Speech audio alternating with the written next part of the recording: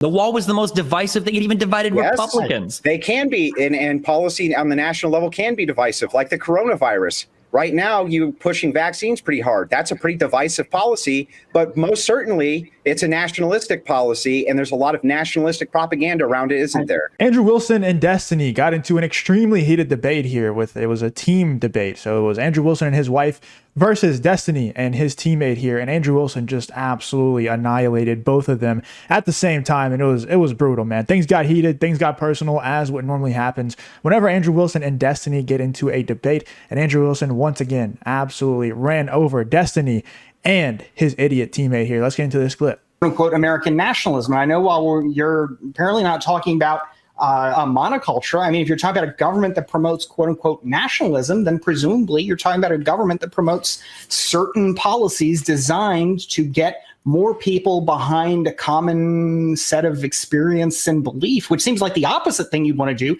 if you'd want to preserve unity in a diverse continental sized country. Why? Why is that contrary? That makes no sense. Because under our framework, this goes back to Federalist number 10, where Hamilton said, look, democracy in a big republic can work because all of these different interests can keep each other in check. Everybody has the opportunity to put their policy into practice, to have the ability to sort of have a corner of this great country where they can be themselves, as far as possible under our constitutional framework. Well, I mean, but the idea of trying to squeeze everybody into a narrower box. Way to cherry pick federalism, but the thing is, Bastiat, is look, we all live under one federal government. Right. Everybody does. There's no particularly good reason why you can't promote nationalism, or the federal government cannot promote nationalism and make a strong state. There's no good reason why they can't do that. There's no good reason why they shouldn't do that. I don't think either of us disagree. What is nationalism and a strong state to you? Because I mean, the United States government is a pretty strong state. How many times do you want this redefined? I don't. Okay, wait. First of all, the first definition was a little bit unclear, which is fine. But so more concretely, I think what we would ask is what's an example of a nationalistic policy? A nationalistic policy at the federal government level. Maybe you could look at infrastructure might be a nationalistic policy. You could look at maybe different economic incentives via taxation, things like that could be nationalistic policies. There's basically the entire Trump and Pat Buchanan America First agenda. Yeah, those were both attempts to unite the different factions of the republic under a banner of nationalism. It's the way you overcome all of the racial differences and religious differences. It's the reason you can have a country with freedom of religion, with multiple cultures, with multiple races, because you can unite them under love of country and love of your nation. 100%. That it's being proud and loving your country, which we're losing that now. We're losing that. We're not even just losing the love. The hate for this country is spreading so much. And it's always for people who have never experienced life outside of this country, right? It's never like the immigrants who are dying every day to come here. You never see them come here and be like, yeah, F America, this place sucks. No, they love America, dude. A lot of these people who come here illegally, we should deport them and everything, but they love America a whole lot more than a lot of these leftists do who have been here their entire life. A lot of them are living in very poor neighborhoods and rundown homes, and they're loving life because it's way better than what they had down in Mexico. And we see this with so many different things, and you see this every single time there's an opportunity to protest or to riot.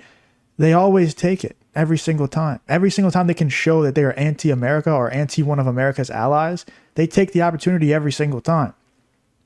The hate that all these leftists have for their own country, that if they left and went outside and saw what other people are living in the states of the other countries that are surrounding us and around the world, they would have a whole lot of appreciation for the places they live in currently.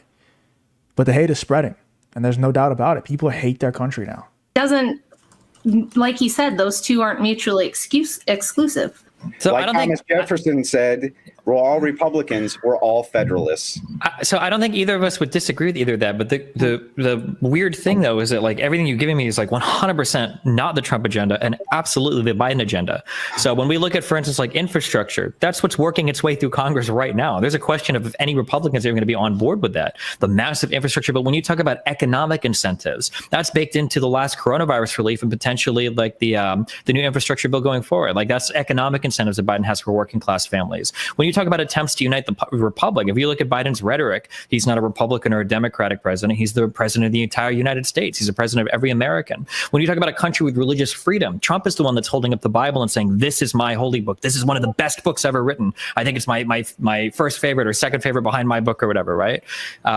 It feels like everything you're giving me right now is like 100% None of Biden's that has rhetoric. anything to do with anything. Who cares if Biden has what you consider portions of a nationalistic agenda? Good. He also has portions of things that are not a nationalistic agenda, like what you guys consider open border immigration. Well, what part of Trump? What part of Trump wants to move in?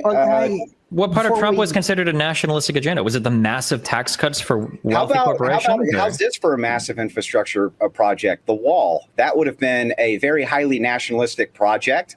That's just one example among many. You're a level country here. You're a real life. Nothing of the sort. Go ahead. Well, okay, I'm sorry. This is true. Yeah. You're a real life person. You drive to work. Okay. Yeah. I've driven all over this country for a long time, and I'm sorry, but the idea that investment of our infrastructure, as somebody that's driven on roads in the Midwest that are fucking falling apart, as somebody that wants to move to Miami where buildings are fucking collapsing, as somebody that is like watching flooding happening like around the world and shit, as somebody that is watching like the dramatic change in climate. I think the wall is more like a representation of planting your flag and saying like, you're not going to come here anymore, right? It's like planting your flag and saying, we're going to tackle this immigration problem. I don't actually care if they build a wall or not. I only care about the result that the wall provides, right? So if you want to do it by not building a wall, go for it, dude. I don't actually care if you build a damn wall. I don't care. Just stop letting illegals in here at a crazy rate and get the illegals that are here already out. You know, it's as simple as that. So like, yeah, maybe don't build the wall, whatever, but still tackle the immigration problem, you know, because originally Donald Trump wasn't saying that he was going to make American taxpayers pay for the wall. He was saying that Mexico was going to pay for the wall. So this point is kind of irrelevant as well, because he never really said that Americans would pay for the wall. He always said Mexico would pay for it. So this is an irrelevant point from Destiny. Across the Northwest where they don't have air conditioners? Because how are you telling me that a wall is the type of infrastructure investment that people across the country are looking forward to? Whether you agree that the wall was a good idea or a bad idea is irrelevant. I was giving you an example of something that would be nationalistic. So when we're talking hold on. We're asking you for examples. You can't give me an example, and then when I push back on why your example is dog shit, say, well, that's not relevant. It absolutely is relevant. You brought it up as an example. Dog shit. What you're doing is saying, I don't agree with this example of nationalism, not saying that it's not an example of government nationalism. Well, I've got two presidents. One president is going to unite disparate people, though, not just something that 50% of the population is down with. No, nationalistic is going to unite the nation on a wide scale. Well, 50% of the nation hates the nation that they live in, bro. So there's not really much Donald Trump or anyone can do to help nationalism at this point. The poison is just too deep.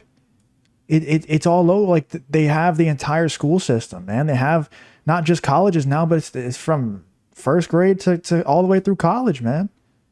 They absolutely brainwash these kids. They spread so much propaganda and they eat it up, man. And so that whenever 50% of the population hate their country, it's kind of hard to do anything that's going to unite the country, especially when you're trying to unite the country with things that are pro the country. That 50% of the population hate. You know what I'm saying? Like if you're doing things that are supposed to help the country and supposed to be nationalistic for the country, but 50% of the people in the country hate the country, of course it's not going to unite everybody. It's not possible to do. It's an impossible task. So I don't understand what this guy wants Trump to do or wants anyone to do. It doesn't make any sense. Bullshit, and he made it up. Nationalistic policy is not necessarily there to unite everybody. Okay, you literally said, I'm writing these down. Hold on, I'm writing these down as you said them. You said united under love of country / nation. The wall was the most divisive thing. It even divided Republicans. They can be, and policy on the national level can be divisive, like the coronavirus. Right now, you pushing vaccines pretty hard. That's a pretty divisive policy, but most certainly it's a nationalistic policy, and there's a lot of nationalistic propaganda around it, isn't there? Let me ask you, what makes a policy nationalistic? Like, because if we're talking about the wall, for example, the wall is divisive. The wall comes so with what great makes ex- Well, let me just explain why I'm skeptical of this. Oh my God, dude. He's going to ask him to define the same thing over and over again. But yeah, Andrew Wilson absolutely cooked them there, man. Let me know in the comments you guys think about Andrew Wilson. Once again, dominating not just Destiny, but also his idiot teammate here in this debate. Let me know in the comments you guys think about this whole Andrew Wilson versus Destiny debate here in the comments.